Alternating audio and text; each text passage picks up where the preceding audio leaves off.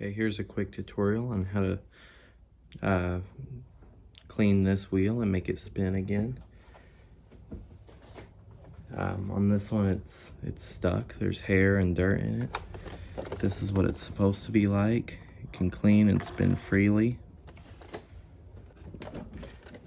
Here's what this one looks like up close. This has hair and dirt and other stuff that needs cleaned. So that's what I'm going to do. In order to do this, first you need to remove this side brush. There's one screw and then it unclips out of there. And then you need to remove these 4 screws. So I'll do that real quick. And also for this, you'll need a small Phillips screwdriver, a big Phillips screwdriver, and a flathead screwdriver.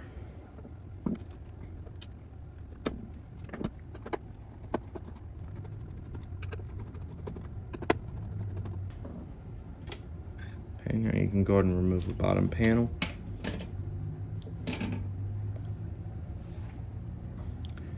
What you need to do here is take your flathead screwdriver, stick it in here, and slowly spin this wheel and kind of lever it up. Make sure it starts to come out. And go ahead and get any other dirt out of here.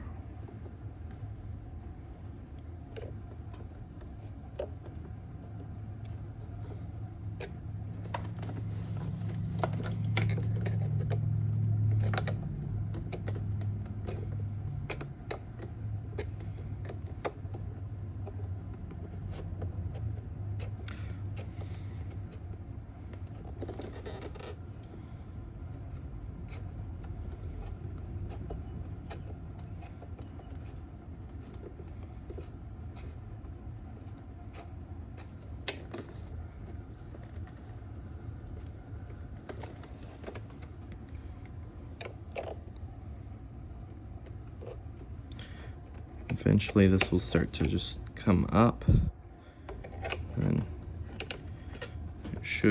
you should just be able to pull this out just like that. Look at all that in there. That slowed it down. Okay, so now what you have to do is go into the bottom of this where this wheel is, push out. This takes a lot of force. You should eventually just be able to make it, it should just eventually come out with enough pushing on it.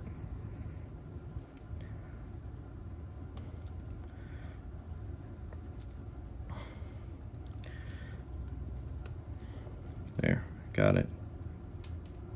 So here, just getting any loose dirt out of it, anything you can just off of this.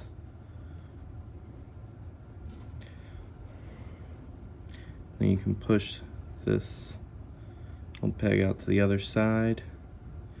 I like to use the tip of a screwdriver for this.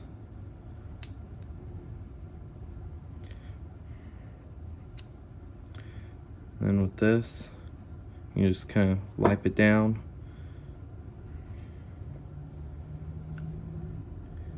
Can't get any dirt out of it. And then you can put the wheel back on here.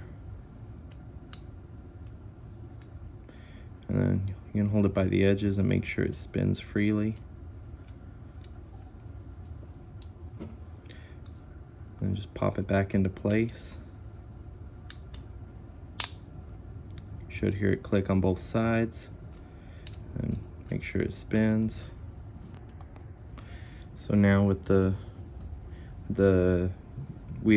front wheel cleaned, you can just put it back in. Should just click in, and it should still spin freely.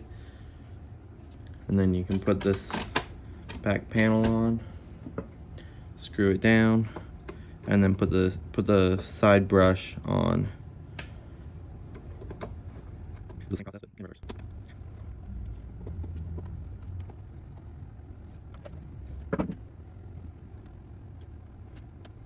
Make sure to not over tighten this screw.